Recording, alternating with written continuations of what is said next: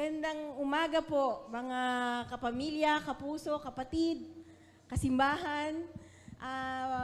Parang ang mga ngiti natin ay punong-puno na tayo ng bonus. Amen? Amen yan. Kasi hindi naman nasusukat daw sa material na bagay ang kasiyahan basta nasa Panginoon. Salamat po sa mga taga-bayan-bayana na nandito kayo. Hinihingi ko lang ng paumanhin yung buong pamilya ko na wala sila doon. Mayroon lang pong major na okasyon sa Quezon City. Sabi ko nga po kila Nico, okay na kayo, kayang-kaya nyo ng 3 yan, maiwan na ako. So, ngayong umaga po, sa pagtuturo kasi, nasa field po ako ng pagtuturo, ang pinakamahirap ituro, yung mga simpleng bagay. Kasi may ina-assume ka na may alam na sila, so hindi mo na alam kung paano mo i-deliver yung mga simpleng bagay. At yung pag-uusapan natin ngayon ay tingin ko simple. Kasi po, ito ay topic sa Sunday School. Sino ba dito yung mga, karamihan dito nag-Sunday School na. No?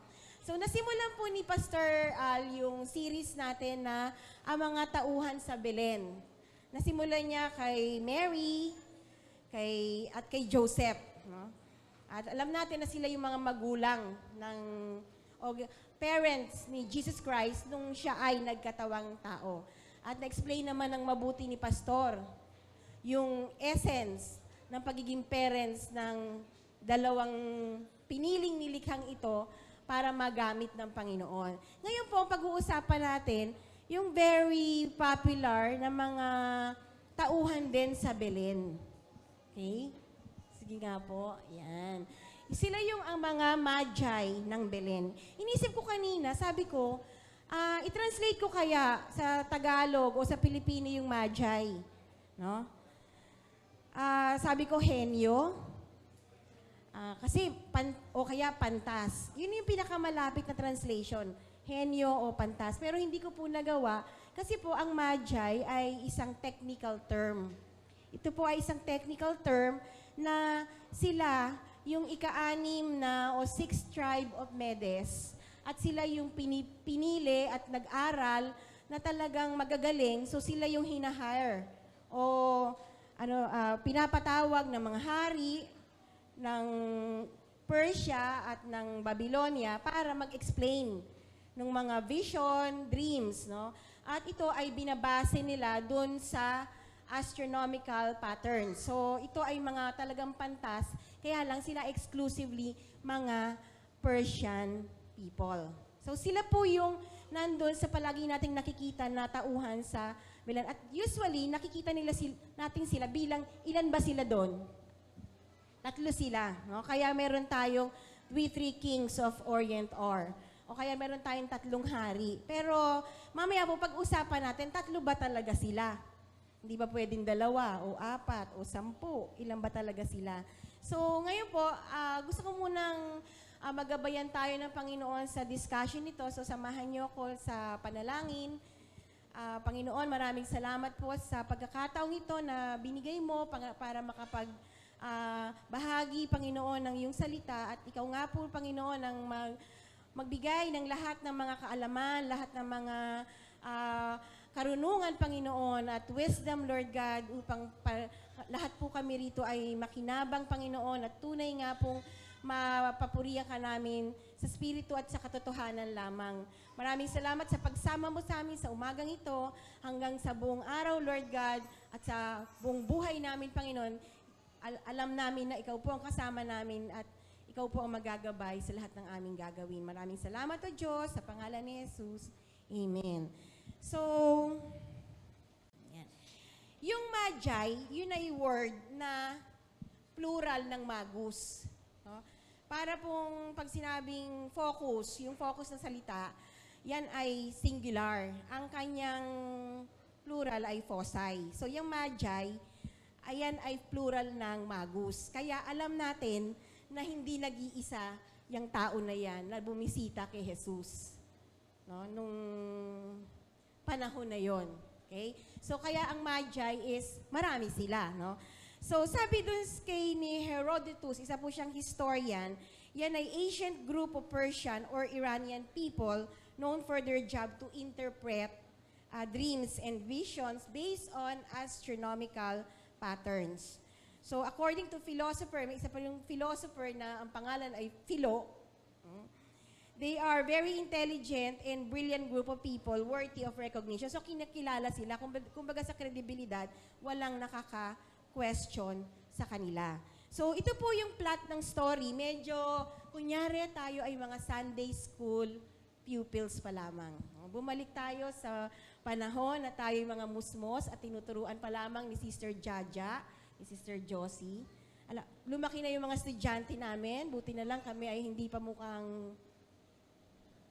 pa rin kami mga, lalo na po, na-inspired ako eh. Sabi ko, papanik ako, magbaback up ako doon, puro lahat naka-dress. No? So, sana ma-encourage po kayo na mag-dress din.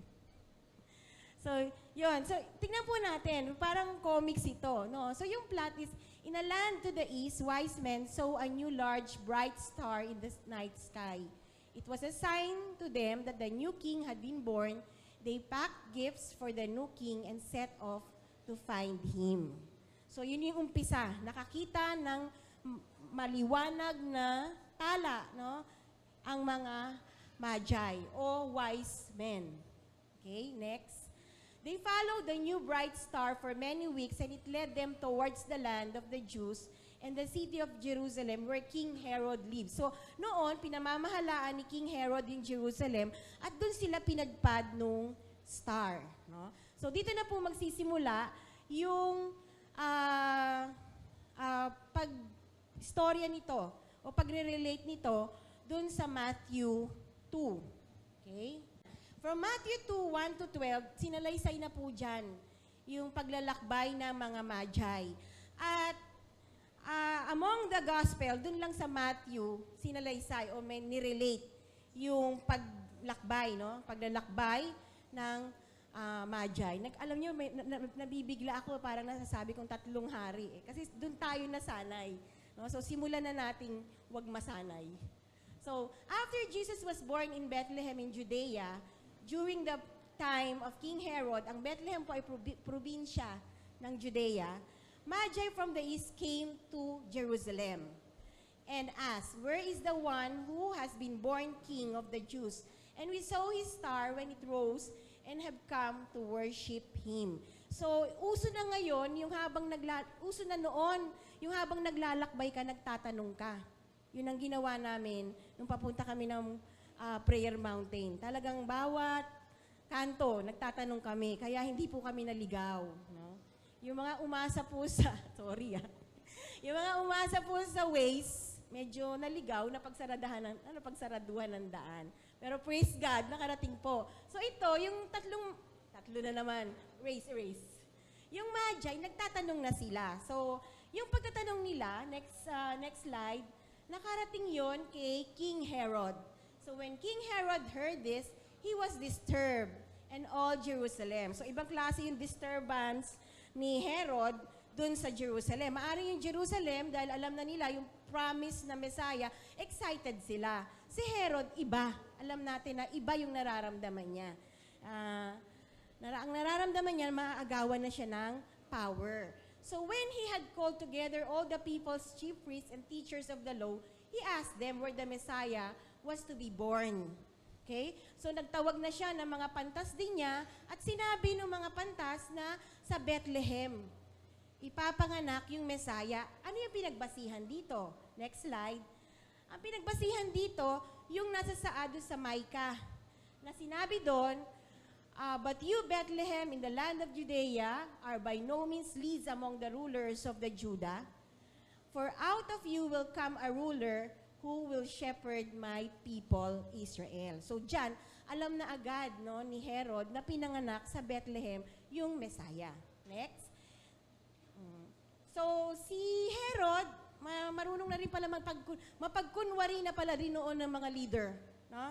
Sila ay maabilidad na rin na kunwarian lang nung panahon na yon. Kasi si Herod, nagkunwari siya. Sabi niya, for this is, next slide, "Then Herod called the Magi secretly and found out from them the exact time the star had appeared. He sent them to Bethlehem and said, "Go and search carefully for the child. As soon as you find him, report to me so that I too may go and worship him." Worship din daw siya. Basta alam na niya. No?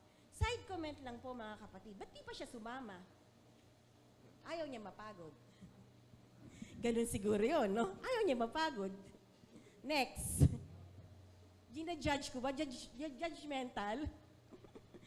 Anyway, after they had heard the king, they went on their way, and the star they had seen when it rose went ahead of them until it stopped over the place where the child was. So yung star talagang ginagabayan sila, at nung dumating na yung star dun sa lugar na nandun yung si Jesus as infant or as a child, doon na nila na nakaramdam sila ng overjoyed, no? Alam niyo ba yung overjoyed? Naramdaman niyo na ba yun? Overjoyed kayo? Mga bagay na hindi niyo akalain na darating sa buhay ninyo, tapos dumating. You're overjoyed and you attribute it to God. That's overjoyed, no? So yun yung naramdaman nila. And then, on coming to the house, they saw the child with his mother Mary, and they bowed down and worshiped him. Then they opened the treasures and presented him with gifts of gold, frankincense, and myrrh. So, ayan na po, nabisita na, nadala na ng regalo. No? Ito yung first documented visit ng isang grupo ng tao o tao sa bagong panganak. Kaya pala, binibisita talaga natin ang yung mga bagong at wini-welcome natin, yung mga newly born. So, ito, in-exhibit ng Magi itong ganitong pagbisita sa ating Panginoon.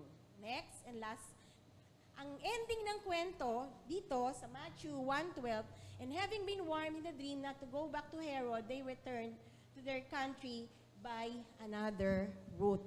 So, hindi na sila bumalik pa kay Herod para mag-report kung saan, bagkos, umalis na sila.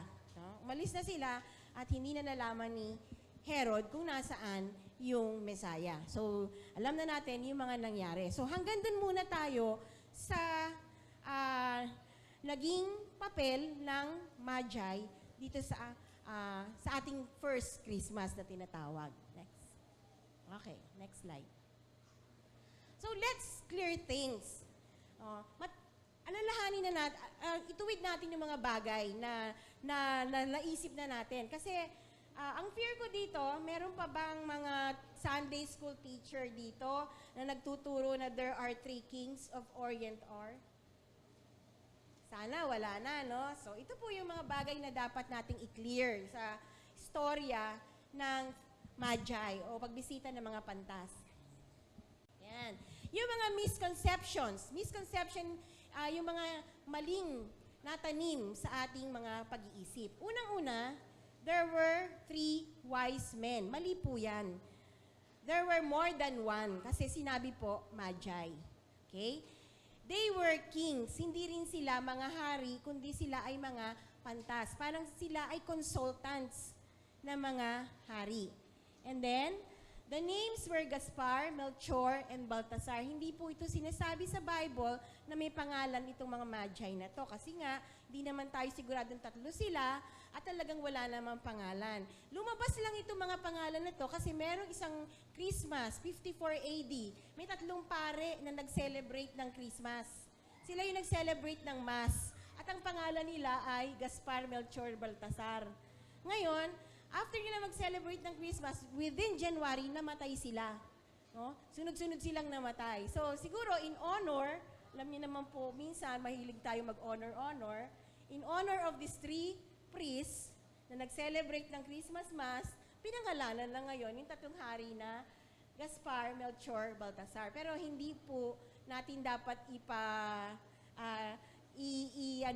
i-relay dun sa ating mga kabataan. And then, they rode camels. Wala ding sinasabi na ang sinakyan nila ay camels. Pero hindi naman napakalaking issue nito dahil mabuti na lang hindi Montero ang sinakyan nila. No? Buti na lang wala pa.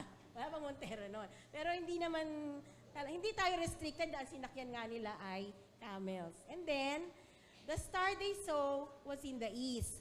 Kung manggagaling sila sa east, dapat ang tinatanaw nila ay west.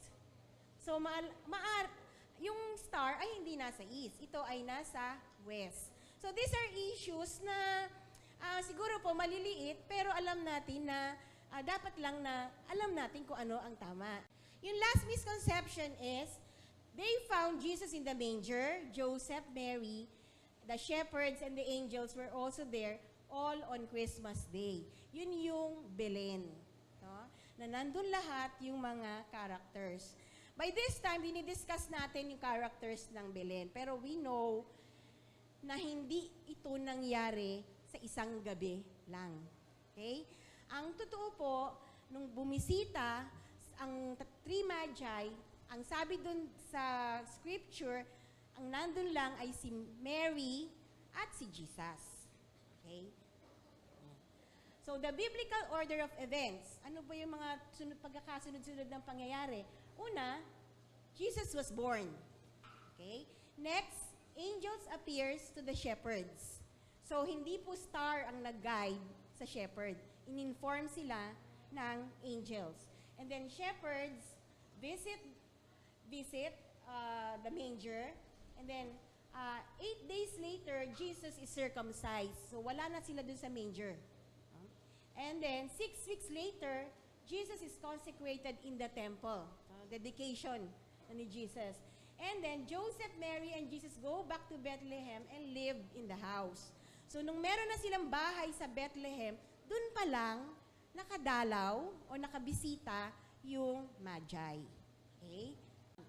So, yan nga po, who were the Magi? Okay? As I discussed, ito na po yung sinasabing description ng mga Magi. Alam niyo ba po yung word na magic? Magic. Ito ay galing sa word na Magi. No? Magic. Galing yan sa word na Magi. Hindi ko natatanungin kung sinong asawa ng Magi. Pero yung magic po, galing yan sa word na Magi. So, yung ang magus is, magus means, it's a Greek word na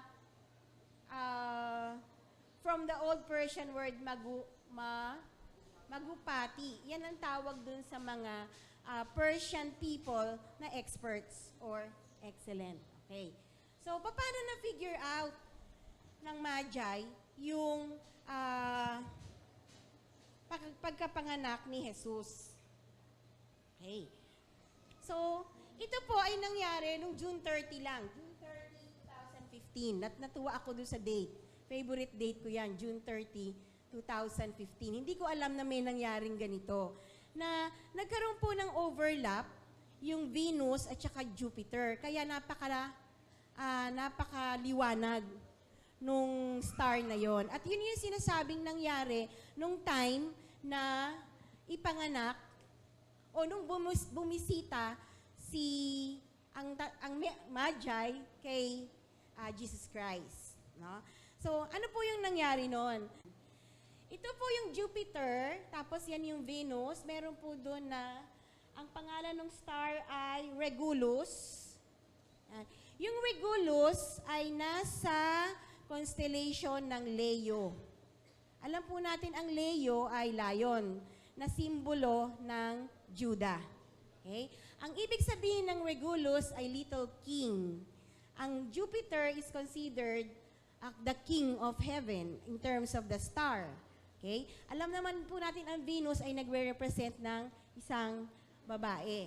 So, nung time na yon, ang unang nagkadikit ay ang Jupiter at ang Regulus. Bandang June 2 BC. No? June 2 BC. So, Hunyo ng 2 BC. At tapos, nung magkadikit na yung Venus at yung Jupiter, ito na yung December 2 BC.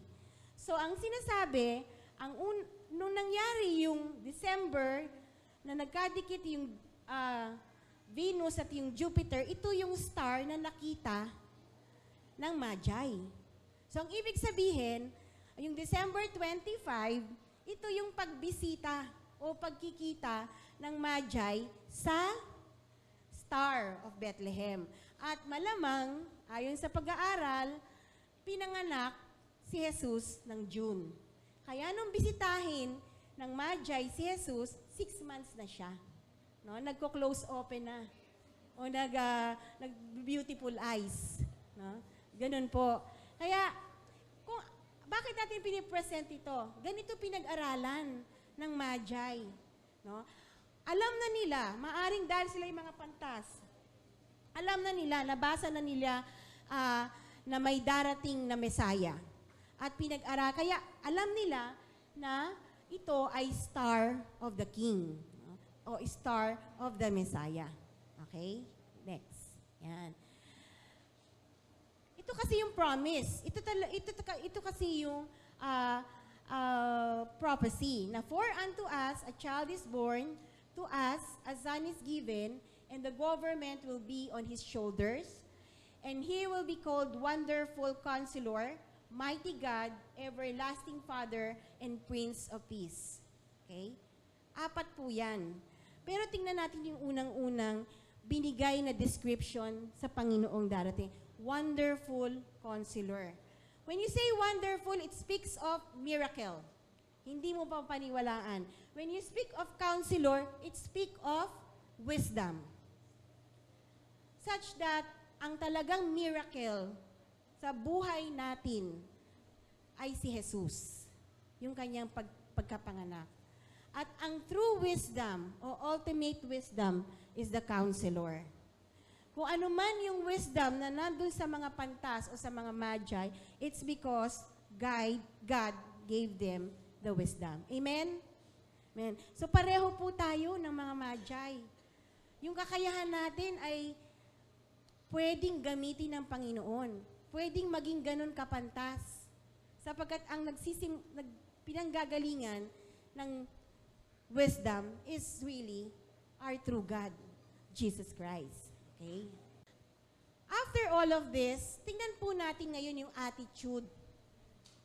Kasi alam natin, paano ba naging wise men yung mga, paano sila naging wise? O how did the wise man become wise? First, seeing what others miss. Nakita nila yung mga hindi nakikita ng iba. Number 2, willing to go when others stayed. Yun yung sinasabi ko na willing silang hanapin. Si Herod, maghihintay lang siya ng information. But this Magi really search for what? For the treasure. No? Kung ano yung hinahanap nila. Number 3, knowing when to be humbled or paying homage. Wise ka kung marunong kang magpakumbaba. Wise ka kung alam mo kung kailan ka magpapakumbaba. Hindi po yung palagi tayo nagpapakumbaba. Maaring ganun yung turo. Tama po yun. Pero nandun ang wisdom ng Panginoon. So it's a definition of ano ba yung papakumbaba. Okay? Nung nagpunta po kami sa prayer mountain, ang sabi doon, be paradoxical Christian. Bakit nananaig yung mga hindi gumagawa ng mabuti? Kasi yung mga Kristiyano tahimik. Kasi yung mga Kristiyano, pinapayagan silang gumawa ng hindi mabuti. So ngayon na po yung time, no? Natutuwa ako marami tayong youth, no? It's your call, mga youth, no? Hindi na ito yung nagtatago ka sa likod ng kurtina. Nagtatago ka sa likod ng nanay at tatay mo, no? Matapos kang pag-aralin at bigyan ng training. Ikaw na yung paradoxical Christian. Ito na, no? Ito na yung chance mo. Kumandidato ka na. Kumandidato na, no? Pero, yun po, no? So, yung wise man, hindi talaga naman sila talaga mga meek. Kaya lang alam nila kung kailan sila nagpakumbaba. At nagpakumbaba sila dun sa King of Kings. And number 4, appropriate feats for appropriate action. Alam mo kung ano yung dapat mong gawin sa mga bawat pagkakataon. Hindi nila inaway si Herod nung panahon na nasisense na nila yon. May wisdom sila. And then, allow changing plans. Ito po yung karakter natin minsan. Pag sinabi natin, yun na. Hindi na nababago. Nagiging authoritative tayo. na pag sinabi natin, yun na yun, wala nang mababago. Sa ating mga magulang, hindi na po uso yan. Mag-aaway na tayo ngayon, aawayin na tayo ng mga anak natin. No? Nandun na yung diplomasya ngayon na nagpapalitan kayo ng paliwanagan. At handa kang baguhin yung plano mo. Pag nakita mo na yung kausap mo ay tama. Okay? So, ito yung mga dahilan kung bakit sila wise. Hindi dahil talagang mayroon silang katangian na napakatalino at marami silang knowledge. Ang pagiging wise ay ito. Actually, ito ay pagsasubmit sa Panginoon. Ano yung mga attitude na matututuhan natin sa kanila? Unang-una, urgency. No? Hindi sila, pinag-aralan na natin to yung mga traits ng Pilipino, ano nga yun? Pag hindi ka, pagbukas ka na lang. Bukas na lang, manyana. No? Next week na natin puntahan si Messiah. No? May gagawin, busy ako. Okay? So yung mga pantas o yung mga bajay, meron silang attitude of urgency. So these were Gentiles. They did not have the scriptures, yet they desired the truth. God gave them a star. Alam niyo, napakabuti ng Panginoon. Dun sa characters, no, dun sa mga tauhan sa Belen, hindi pinabayaan ng Diyos na puro sila Hudyo. Amen? Kasi hindi po tayo Hudyo. Sino po ang Hudyo dito? Congratulations. Meron po kayong kayo ay nasa linya ng dugo ng ating tagapagligtas. Pero hindi po tayo Hudyo, tayo po ay mga Gentiles. At sino yung binigyan ng wisdom ng Panginoon? Gentiles. Tayo po yon. Kabahagi tayo dito sa Christmas, sa first Christmas. Okay? Because God gave them the star. Okay? Ginabayan sila ng Panginoon. They wanted to find the king. Sino sa atin yung gustong hanapin ng hari? Sino sa atin yung nagde-desire na hanapin pa siya ngayong Pasko? Naka-receive na ako ng bonus. Ubus na po. Biglang nagsabi. May bonus na po ako, pero ubus na po yun. Kasi November 15 pa lang, binibigay na sa government. At kalahating, hindi po ako nagde-defend. No? Pero aside from the bonus, aside from the gift, sino po sa atin yung gustong hanapin ang hari na mga hari?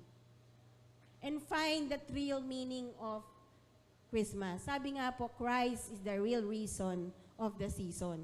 Hindi po si Ate B. Siya yung star for all seasons sa showbiz. Pero ang talagang reason for this season is Jesus Christ. So they wanted to find the King. And what priority do you give to this relationship? Lahat po tayo may relasyon na sa Panginoon. Ay, hindi ko alam kung kailan ako magpe-prepare para sa Christmas. Kasi hanggang ngayon, ang dami pa namin ginagawa. No? Wala pang regalo sa ilalim ng aking Christmas tree. No? Pero ano ba yung priority ko? Ang priority ng bawat isa sa atin. Actually, hindi nagbabago ang priority natin Unang-una po ang paglilingkod sa Panginoon.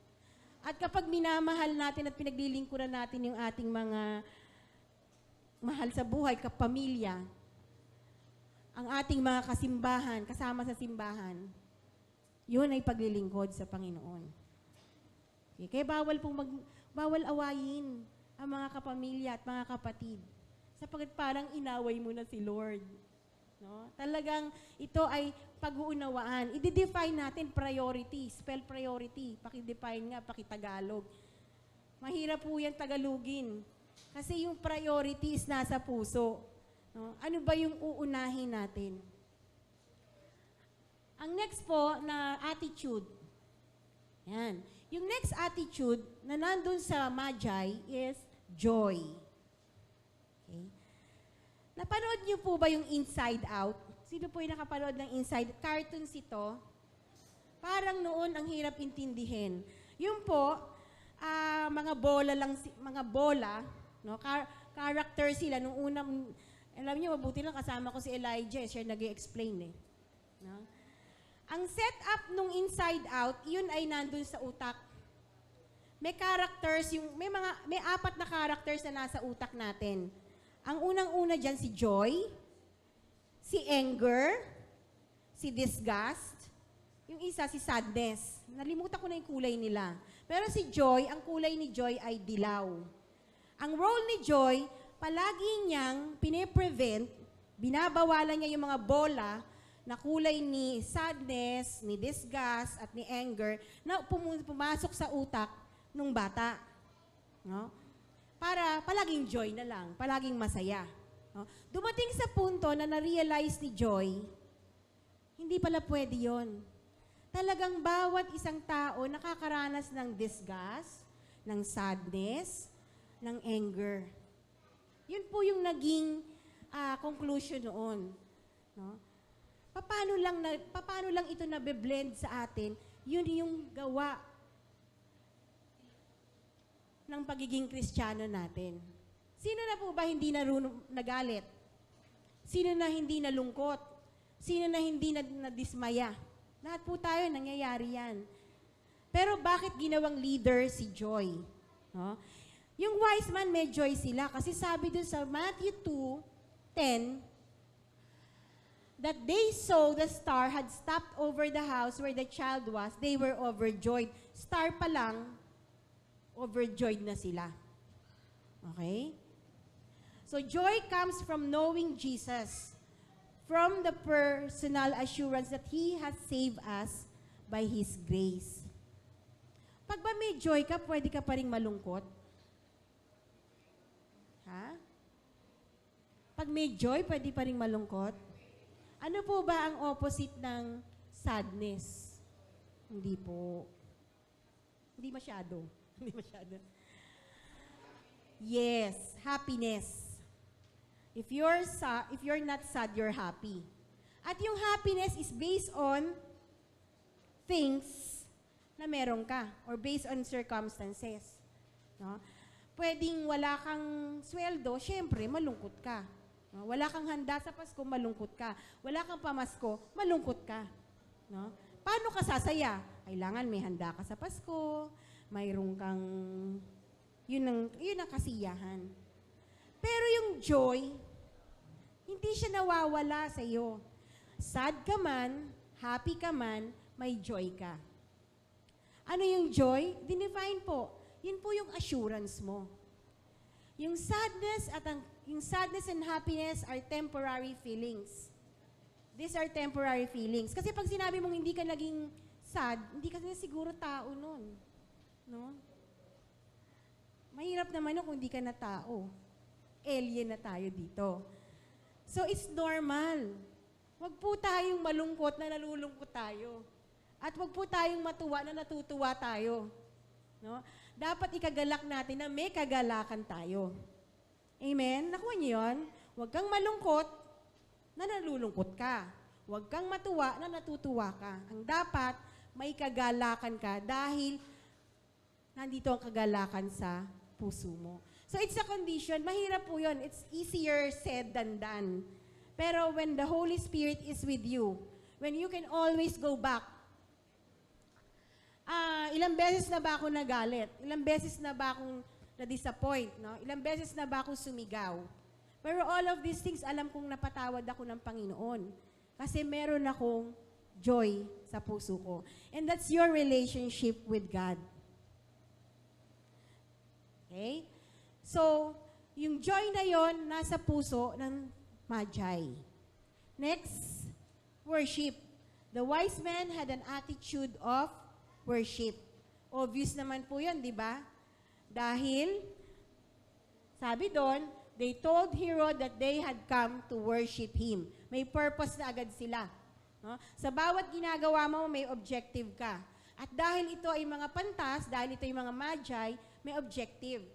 Ang sabi ko nga kanina, sabi ko dapat pag nag-word, sasabihin ko yung objective. Kasi ganun po pag nagtuturo kami, dapat sineset na namin yung objective sa klase. Tapos ito yung i-measure namin after the class. But then, alam ko po na tayo ay hindi basta klase dito. Tayo ay magkakapamilya at alam natin ang ating objective. It's to learn the wisdom of God. So, alam natin na we go to the church to worship. Sino po ba dito yung nagpunta rito para mag-check-in at matulog. For free. Oh. Wala naman di ba? Tingnan niyo ang katabi niyo kung medyo mapungay na ang mga mata. Wala. Dilat na dilat. Kasi may exam mamaya. Tapos sinabi din nun, when they found the child, they bowed down and worshiped Him. Oh. They bowed down and worshiped. When was the last time that we kneel on our knees and bow down and worship God? Nakakatuwa po at hinihintay ng bawat isa siguro. Hinihintay natin na talagang darating yung time na walang magsasabi pero tayong lahat ay luluhod sa Panginoon para magpuri. Sinabi ko noon, kung nakarating na po kayo sa bahay, may mataas kaming lugar doon. Kahit tuwing umaga, pumapanig ako doon, lumuluhod ako. Pero may mga araw pa rin na hindi ko nagagawa. Doon ko napatunayan na ang pagluhod sa Panginoon ay grasya niya. Kailangang i-allow ka niya na lumuhod sa harapan niya bago mo magawa yun. At pag nagagawa mong lumuhod sa harapan ng Diyos, binibiyayaan ka niya nung pagkakataon na yun. Amen? So let's desire. Let's desire to bow down and worship God and pray for that time. No? Na tayo talaga ay ililid ng Holy Spirit for that. So this was the purpose of their journey. And this is what their trip worthwhile. Ito po talaga yung paglalakbay nila.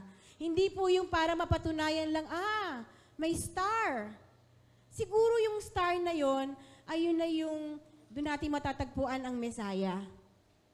Iba pong purpose yon. Yun ay purpose ng mga nag-experiment. Pero yung Magi, hindi sila para mag-experiment. They really have their journey para i-worship ang ating Panginoon. So, a part of their worship is giving. No? Hindi nawala yun. Kasi pwede namang huminto na dun eh. They bow down and worship the Lord. Pwede nang yun lang eh, no? Pero pinakita ng Panginoon that in every worship, there is giving. Amen? Kailangan bang material things ang giving na yan? Hindi po. Because when we spend time for Christ, it's giving our time. It's giving our talent. Sabi sa akin ni Ernest, sabi niya, Mami, at least bago ka maging busy, kasi inassign ako ni Pastor last week. Sabi ko, Nix, ako daw next week, kayo na lang ang pumunta sa Quezon City.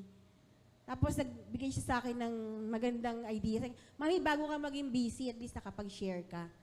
So napakabuti po ng Panginoon at ito ay isang grasya. Kasi alam niyo po yung pag-share, yung paggawa, pag-volunteer, hindi ito mangyayari habang panahon. Darating ang time, hindi na natin ito magagawa. Tama ba? It's either mag-goodbye na tayo, mag-graduate, punta sa heaven, or the next thing is pwedeng na-rapture na yung iba. Naiwan ka na. Sakit naman nun. No, parang kahapon, hinanap namin si Elworld. Nawawala. Mami, si Elworld. Ay, ko katabi mo Wala. Hanap kami. Sabi ko, hindi kayo nag-rapture na. Si Elworld lang na. Si Elworld lang sumama. No? Pero hindi pa pala nag-rapture. Kasi nandun lang siya sa nagtatago kasi may gadget. No? Binabawalan mag-gadget. Isang oras lang ang gadget mo. Pag after 1 hour yun, nagtatago na yun. Nagpapalusot na. No? So, may kasamang giving. At ano po yung binigay nila?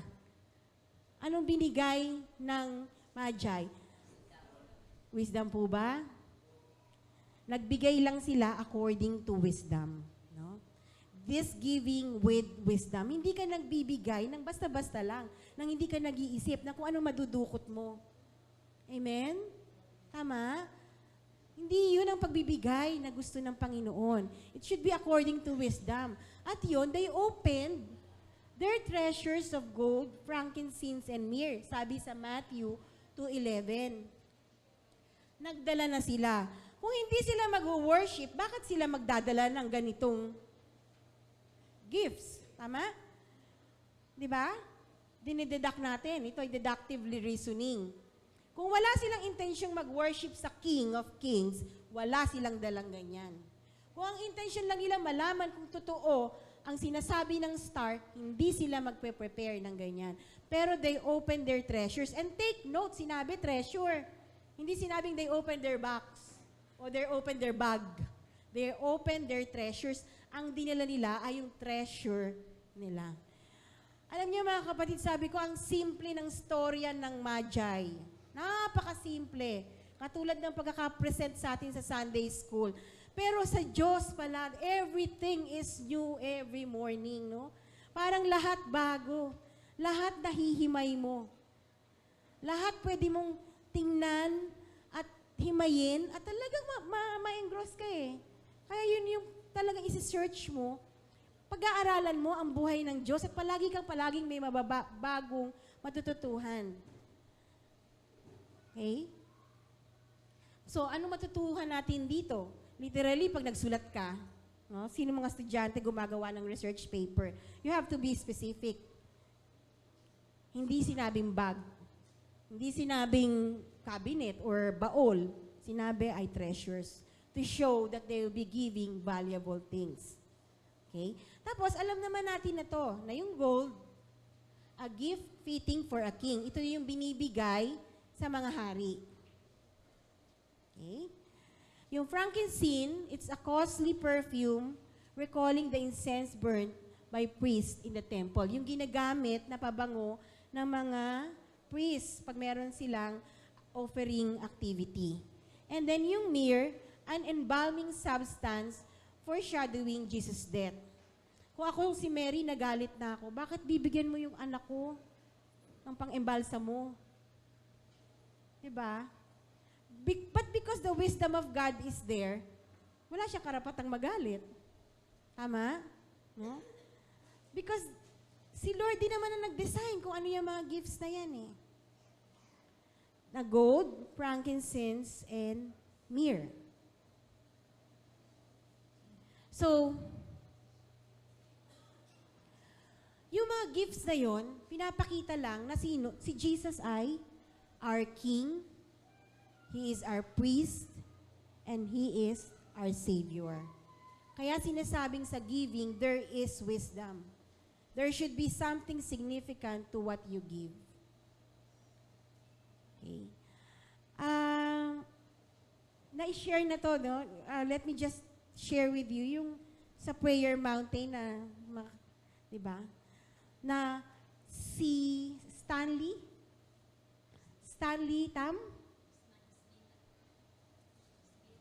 ang shinare niya ay yung buong business niya. He's the father of plastics in US. At meron siyang foundation na Stanita. Na-share ko na sa bayan-bayanan. Yung Stanita stands for Stanley and Juanita. Sabi ko nga, napakaganda pangalan niyang Juanita eh. Kasi yan ang totoong pangalan ng nanay ko.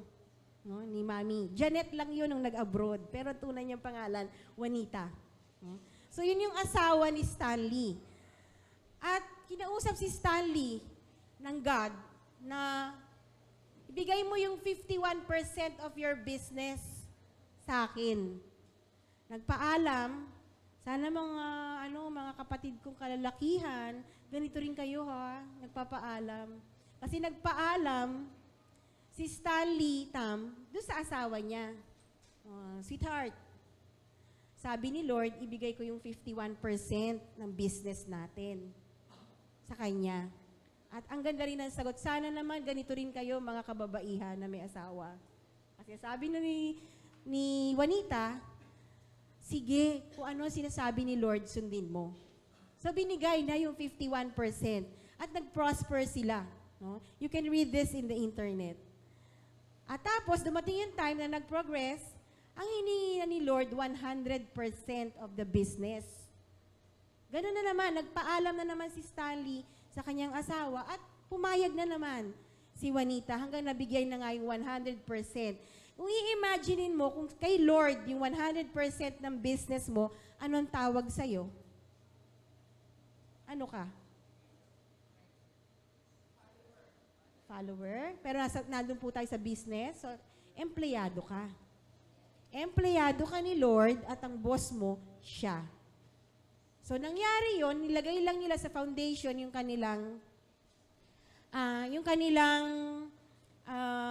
business. At ang lahat ng income no, nagpupunta sa mga gawain ng Panginoon. No? And the rest is history. You can read that sa internet. At nag-celebrate na si Stanley Tam ng 100 years old. Nung interviewin siya, malakas pa rin siya.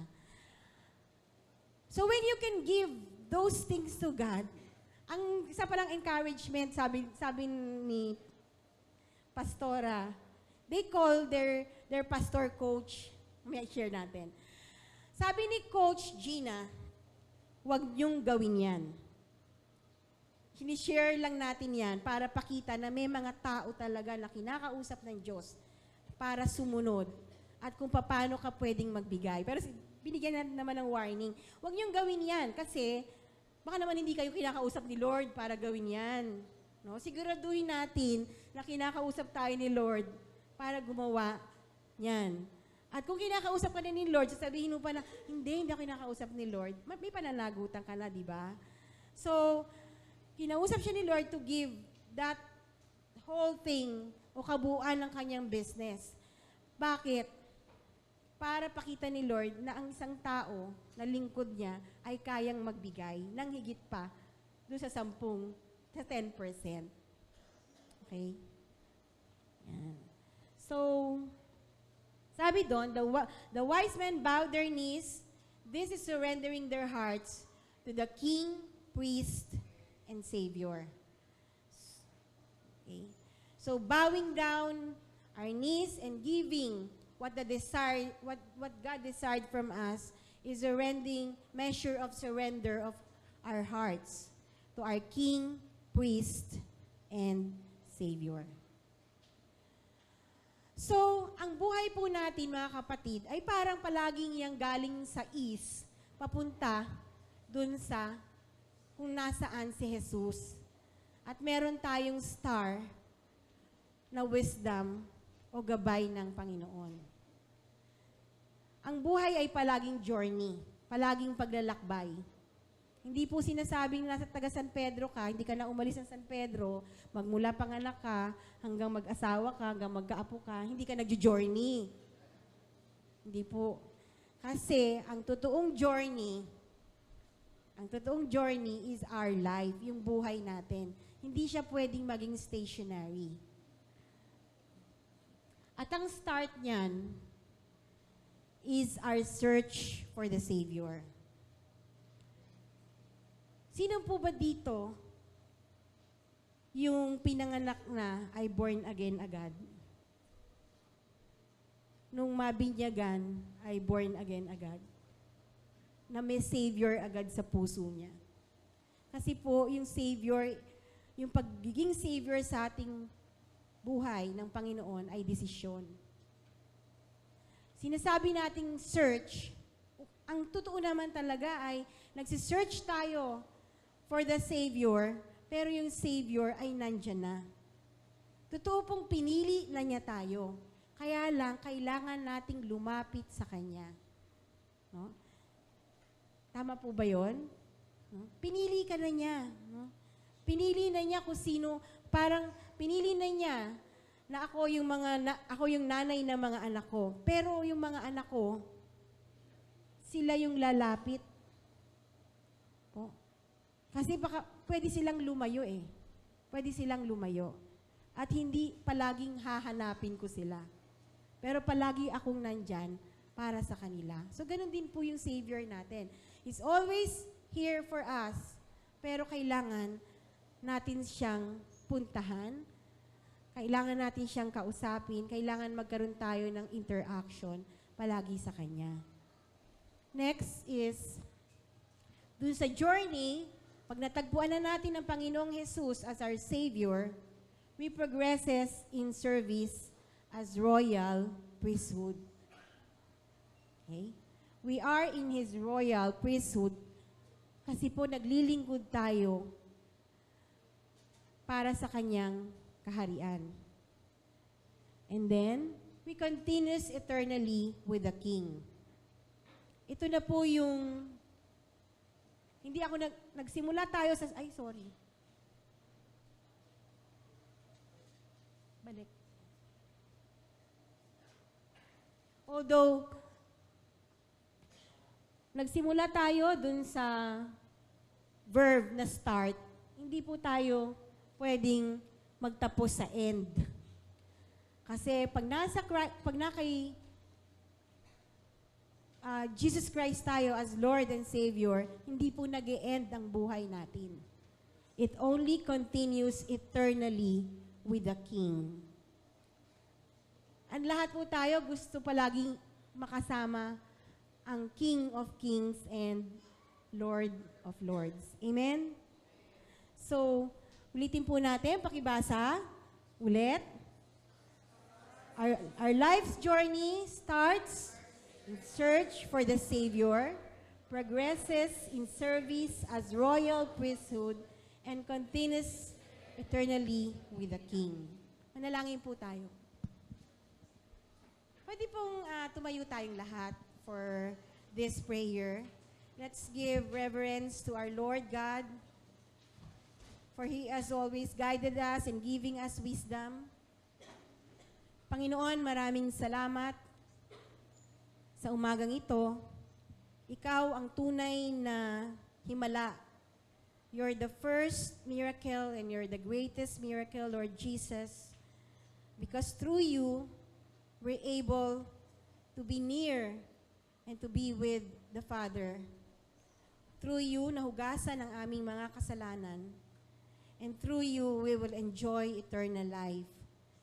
Maraming salamat, O Diyos, para sa lahat-lahat ng iyong pagpapala.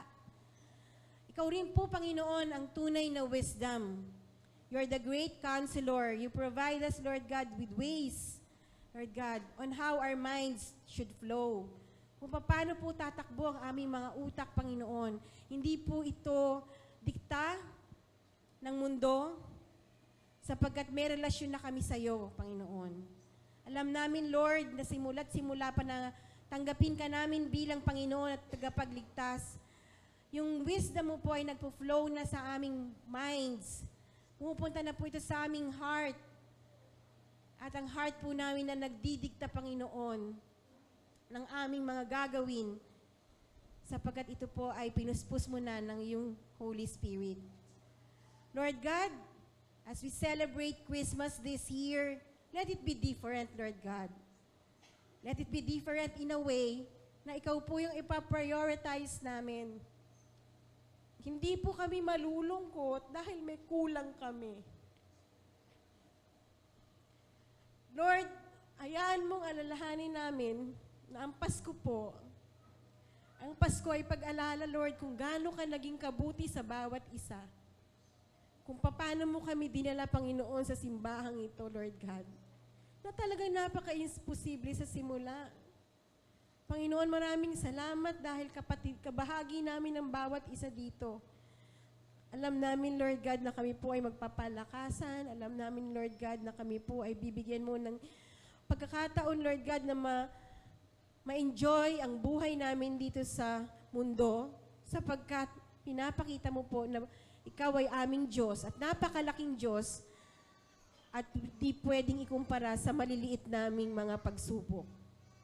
Panginoon, maraming salamat sa umagang ito. Hayaan mong alalahanin namin ang bawat lesson, Panginoon, ng Magi, Panginoon, ng mga pantas, Lord God. Hayaan mong merong joy, merong sense of urgency sa lahat ng aming gagawin because you're telling us what to do. Hayaan mo yung kagalakan, Lord God, ay mapanatili sa aming puso. At hayaan mo, Lord, na lagi kaming mag-worship, Panginoon. Hayaan mo, Panginoon, na ang Paskong ito ay Pasko ng papuri at pagsamba sa pangalan mo lamang. Tinataas ko po, Lord, bawat kapatiran na nandito. Hinihingi ko po, Panginoon, na paglawigin mo pa nga po ang relasyon ng bawat isa sa iyo. At kung meron man, Panginoon, nakasama kami dito na wala pang relasyon sa iyo, Panginoon, Lord, we ask, Lord God, for that person that he will really meditate He will really feel you. He will really make sense, Panginoon, na ang buhay niya, Lord God, ay magiging ganap sapagkat tinanggap ka na niya sa kanyang puso. Lord, meron po bang hindi pa nakakatanggap sa Panginoon?